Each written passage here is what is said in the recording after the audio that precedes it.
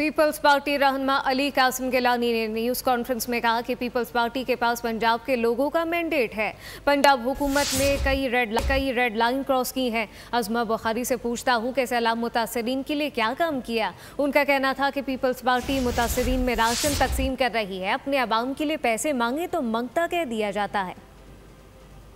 Peoples party जो है वो सैलाब के ऊपर सियासत कर रही है, तो मैं उज़मा बुखारी साहिबा से ये पूछना चाहता हूँ कि 25 सितंबर से पहले पीपल्स पार्टी की कितनी प्रेस कॉन्फ्रेंसेस हुई हैं पंजाब गवर्नमेंट के ख़िलाफ़, मुझे बता दें। अगर हमारे ऊपर, हमारी लीडरशिप के ऊपर कोई सख्त बातें करेगा तो पीपल्स पार्टी उसका जवाब देने का हक़ रखती है।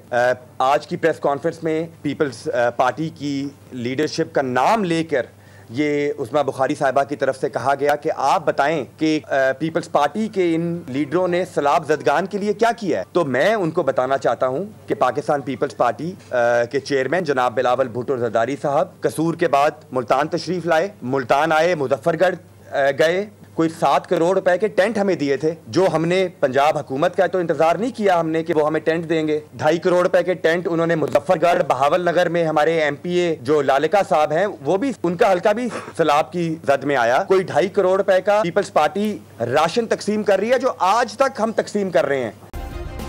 सब्सक्राइब करें और बेल दबाएं ताकि कोई खबर रह न जाए।